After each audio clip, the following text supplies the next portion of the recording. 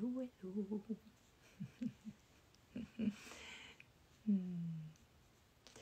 Donc, je vais faire cette vidéo en français. En fait, c'est ce que j'ai fait hier en anglais et je le fais en français. Voilà. C'est une vidéo pour vous remercier pour les nombreux messages que j'ai eus pour mon anniversaire, le 21 décembre, pour Noël, pour le jour de l'an, pour cette année. Et pour vous dire que je ne peux pas répondre individuellement parce que j'ai trop de messages. Voilà. Et donc, je prends déjà beaucoup de temps à les lire. De toute façon, toute l'année, je lis tous les messages et je réponds à certains parce que ça me prend au moins 2 heures, des fois plus par jour pour répondre. Donc là, j'en ai vraiment trop et je ne peux pas. Voilà. Donc, je voulais vous remercier tous collectivement parce que c'est vraiment touchant. Non seulement bien sûr pour les vœux, les souhaits, tout ça, mais aussi que vous témoignez de vos expériences personnelles intimes.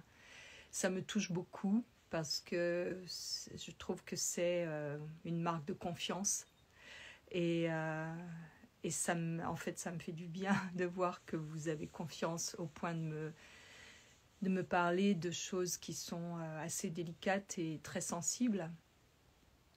Donc voilà, et je ne peux pas donner de conseils, comme vous le savez, je ne donne pas de conseils, mais je donne des informations ou comment moi je perçois à l'écoute, parce que j'ai beaucoup de messages vocaux aussi, comment je perçois à l'écoute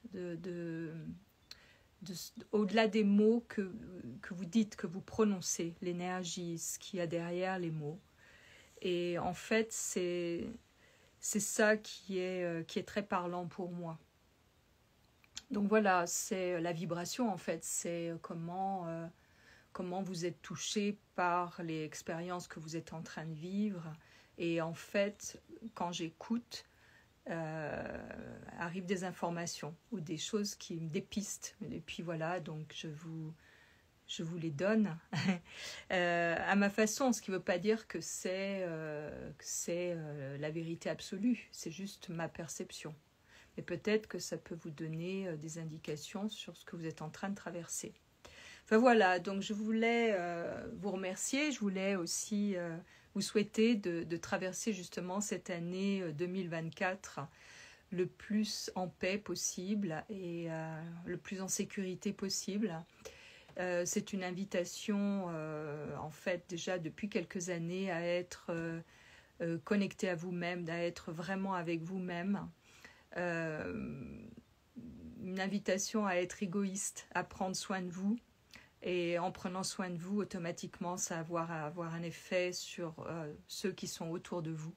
Parce que si vous êtes nourri et satisfait de bonnes choses qui vous font du bien, de belles choses, de bonnes choses, eh bien ça va automatiquement résonner dans ceux qui sont en contact avec vous et qui vont par cela pouvoir aussi, par l'écho que cela fait en eux, pouvoir aussi développer ça en eux.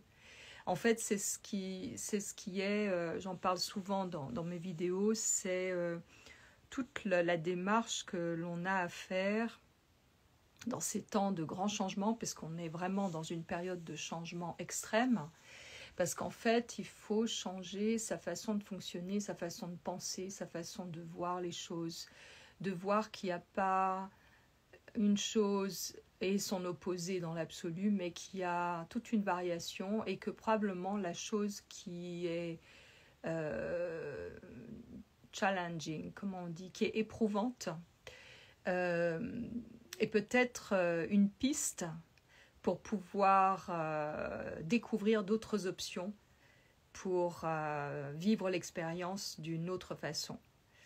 Et ça, c'est en fait, si nous le faisons au niveau individuel, ça va avoir un effet au niveau du collectif. Parce que si chacun de nous sommes dans cette dynamique, de pensée, de curiosité, d'ingéniosité, ça va créer un égrégore au niveau du collectif qui va être pareil. Et c'est comme ça qu'on va arriver vers une transformation radicale du système tel qu'il est. Parce que c'est en fait ce qui crie, quoi. C'est ce dont il y a besoin. Et on a vécu quand même ces quelques années des expériences assez fortes et douloureuses et éprouvantes au niveau contrôle, au niveau obligation et tout ça, pour justement nous faire être en contact de plus en plus avec ce qui est juste pour nous et pour ne pas démordre de ça. C'est-à-dire ça c'est juste pour moi et on pourra me dire ce que l'on veut, faire ceci, par cela et tout ça. Non, moi ça résonne, ça, de cette façon-là, ça résonne juste pour moi et je vais continuer à être dans cette dynamique. C'est pas être borné ou être... Non, non, non.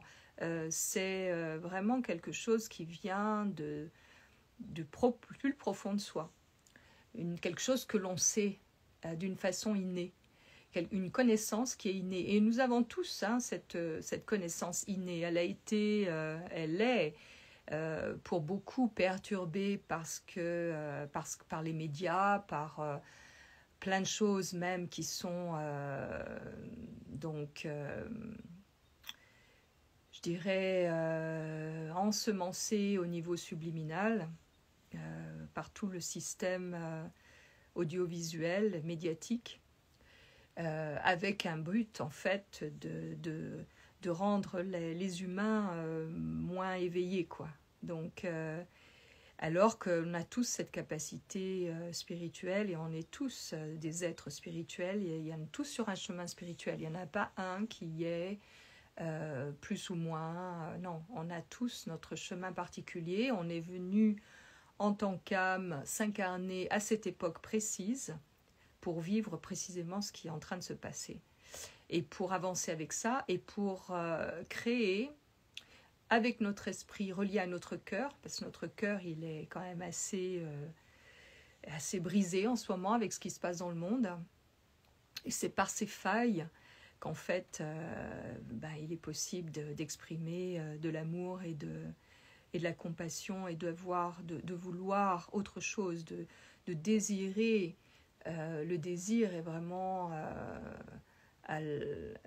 au début je n'arrive plus à parler français, au début de toute création, hein, donc le désir, la frustration que l'on a et ce que l'on voit dans le monde actuellement, et c'est bien de le voir, et ça ne veut pas dire qu'on n'a pas de pouvoir, qu'on est impuissant par rapport à ça.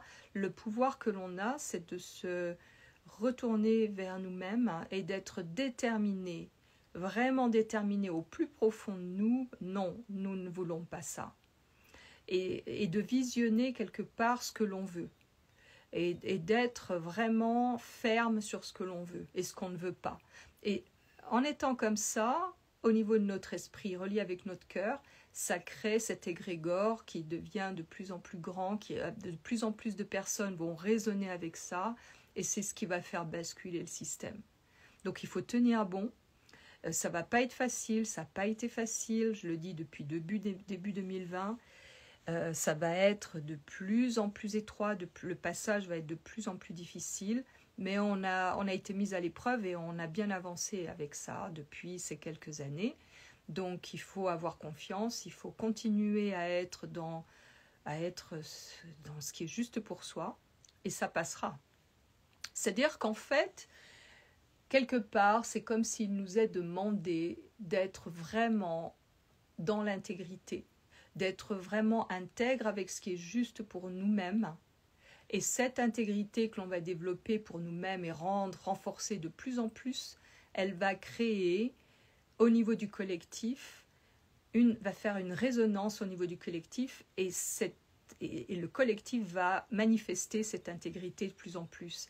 Et plus il y aura cette intégrité, et plus il y aura de révélations, de choses qui ne sont pas dans la lumière, et donc de plus en plus la lumière, l'intégrité est liée à la lumière, quelque part. Donc en fait, ça va permettre d'éclairer de plus en plus des zones d'ombre. C'est pour ça qu'il y a autant de révélations, et c'est pour ça que nous vivons l'époque de l'Apocalypse, qui veut dire révélation.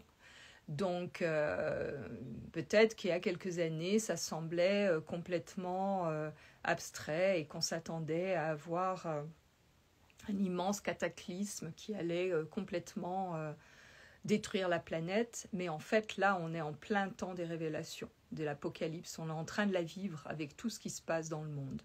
Il y a beaucoup de bouleversements au niveau climatique, parce qu'il ne faut pas oublier que la planète, c'est un être vivant, hein, et qui a aussi, comme nous, des éruptions, des états, je dirais, d'âme, hein, des états, des choses qui changent, des bouleversements, et en fait, on n'a pas énormément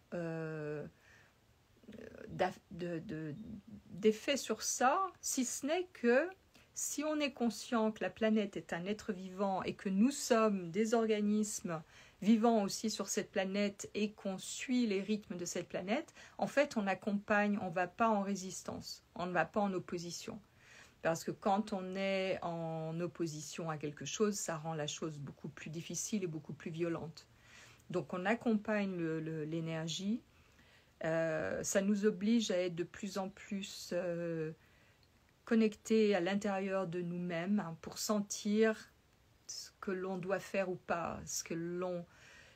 Par exemple, ça peut être pour être en contact avec notre intuition ou notre instinct. On veut aller quelque part et il y a quelque chose en nous qui dit non. Eh ben, il faut suivre ça, parce que c'est cette guidance de notre être invisible, notre être supérieur, de notre guide intérieur, qui nous envoie un signal. Mais pour ça, il faut être en contact avec nous-mêmes, il faut être en dehors des parasitages, de tout ce qui est justement les médias et tout ça. Et ça ne veut pas dire ne pas regarder ce qui se passe dans le monde, mais il faut prendre de la distance avec ça et essayer peut-être de voir d'une certaine logique quels peuvent être les effets des situations actuelles. Quelle peut être l'escalade dans telle ou telle situation. Et ça ne veut pas dire en avoir peur, mais être dans une observation plus détachée du tout, en fait. Donc voilà, c'est ce que je voulais vous inviter à, ce que je voulais partager avec vous, de ces réflexions intérieures en ce moment. Il y a aussi quelque chose de très beau qui m'est venu là depuis quelques semaines, hein, qui est, et ça m'enchante chaque fois que je bois un verre d'eau. C'est comme si depuis très longtemps, il y a eu tout un travail fait avec l'eau et le sacré de l'eau. Mais là, c'est devenu à quelque chose encore plus, comme avec une couche encore plus profonde, quelque chose, un niveau encore plus profond. C'est que j'ai eu, dernièrement, je buvais un verre d'eau le matin à jeun et waouh, je suis en train de boire de la lumière, en fait. En fait, la lumière, l'eau, c'est de la lumière liquide. Et cette transparence que l'on a autour de nous dans ce monde que l'on peut percevoir comme invisible, mais qui est quand même plein, c'est pas sans consistance. Eh ben, l'eau, c'est comme cette terre qui est tout ce qui nous entoure, cette terre que l'on respire. L'eau, c'est un autre élément, c'est la même chose, c'est cette lumière en liquide. Et par exemple, c'est comme un cristal qui est une lumière cristallisée, qui est de la lumière cristallisée. Et en fait, ça m'a amené à réfléchir beaucoup sur l'eau et me dire comment l'eau est produite, comment l'eau, c'est une autre forme de, quelque part, de ce qu'il y a dans l'atmosphère, en suspension, de l'humidité, de tout ce qui vient du sous-sol, et je me suis surprise à me dire, l'eau, bon, c'est de l'eau du robinet ou c'est de l'eau en bouteille. Mais non, c'est plus que ça. C'est plus que ça. C'est de l'eau sacrée qui est venue de quelque part du centre de la Terre ou des nuages. Et je me rattache au côté sacré de l'eau. Et c'est comme s'il y avait une communication plus intime avec cet élément eau, que j'avais déjà, mais là, avec un degré beaucoup plus profond.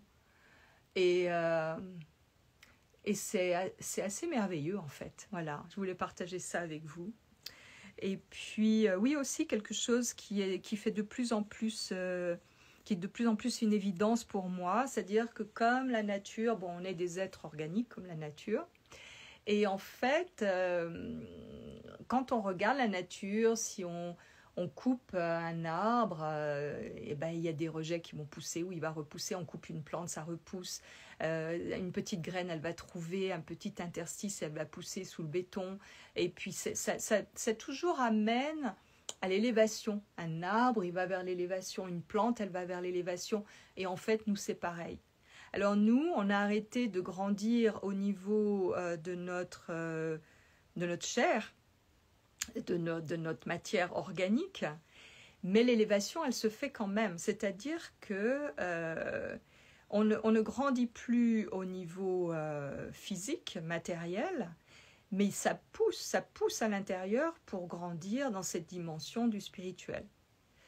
Et en fait, le fait de prendre soin de notre corps, et sans narcissisme là, hein, je parle vraiment de l'attention que l'on porte au sacré de notre corps, par la nourriture, par justement l'eau, la conscience que l'on a de ce que l'on met dans notre corps et la gratitude que l'on a pour avoir accès à ces produits, que ce soit les fruits, les légumes, la viande, ceux qui mangent de la viande, le poisson, les œufs, tout, d'aller justement au marché, en contact avec des petits fermiers, de les soutenir dans leur travail, de se rendre compte du sacré que c'est, parce qu'ils nous apportent ces bonnes choses pour que notre corps soit bien.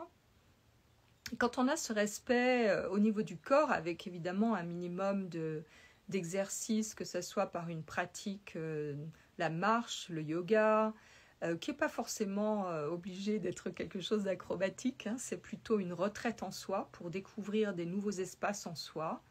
Et quand on a cet apport et cette conscience du sacré de ces apports à l'intérieur de notre corps, c'est beaucoup plus fluide. C'est beaucoup plus... Moi, je me surprends au fur et à mesure que ma façon de penser, ma façon de voir le monde évolue, je dirais d'une façon plus légère en fait, que lorsque j'étais plus jeune, où j'étais assez rigide. Eh ben, je me surprends à avoir de moins en moins de douleur dans mon corps. C'est vraiment rarissime. J'ai pas de douleur, d'articulation. Et je pense que c'est parce qu'il n'y a pas il y a de moins en moins de pensées négatives. Et même de pensées négatives vis-à-vis de moi-même. C'est ça qui est important. C'est de ne plus être dans le jugement, que ça soit pour les autres ou pour soi-même, c'est pareil. Ce que l'on juge à l'extérieur de soi, souvent, c'est un état à l'intérieur qu'on est incapable de voir, donc on le projette à l'extérieur pour pouvoir voir. Ça ne prend pas forcément la même forme, mais souvent, c'est qu'il y a quelque chose en nous qui est dans cette dynamique négative, hein, de jugement. Et parce que là, il y a quelque part se couper d'une connaissance plus élargie de ce qui est. En jugeant, on met dans une boîte, on catalogue, on labelle, on étiquette, et c'est fini, quoi. Et c'est d'ailleurs tout ce qui est en train de voler en éclats, où on se rend compte que par les dogmes, les religions, les idées reçues, les systèmes de croyances et tout, eh bien, on se retrouve dans le système que l'on a créé, qui est invivable. Et c'est pour ça qu'il y a un besoin maintenant de briser toutes ces limites et d'être vraiment dans beaucoup plus de fluidité, de douceur, de tendresse, de bienveillance.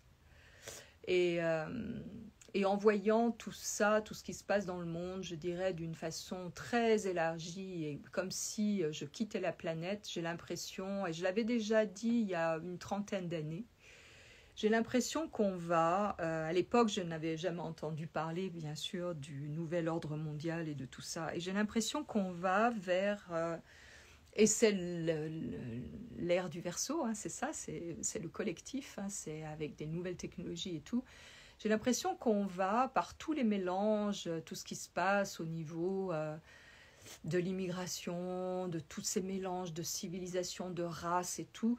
J'ai l'impression qu'on va vers l'avènement dans des centaines d'années d'une race unique qui aura une seule couleur de peau. Et il y aura peut-être une seule religion, qui s'appellera plus une religion d'ailleurs.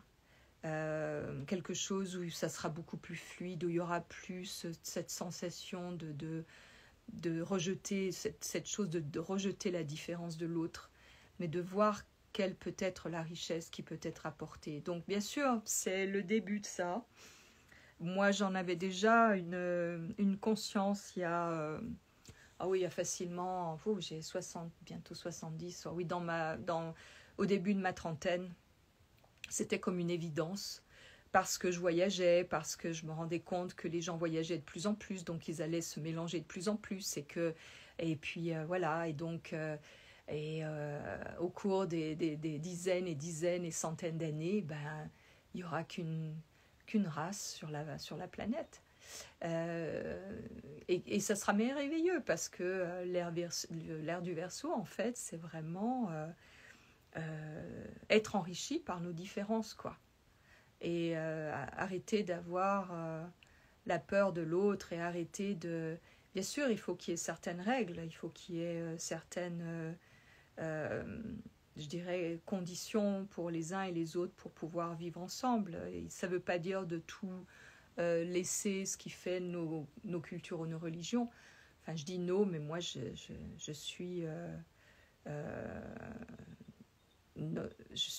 me sens pas avec un label d'une religion. Je serais plutôt, s'il y avait une étiquette, je serais plutôt animiste, c'est-à-dire relié à la divinité qui est dans la nature. Donc voilà, mais c'est vraiment une invitation avec tout ce qui se passe à être dans des réflexions intérieures, à découvrir des espaces intérieurs. Le yoga est une bonne chose pour ça, parce que c'est formidable. Moi, je pratique depuis très très longtemps. Je pratiquais même sans savoir que je le pratiquais. Mais je venais d'avoir mon fils, donc au début de mes 20 ans. Mais en fait, il y a une invitation, quand on est dans cette dynamique du corps, il y a quelque chose qui est assez magique qui se passe, c'est qu'il y a le guide intérieur qui guide d'une posture vers une autre.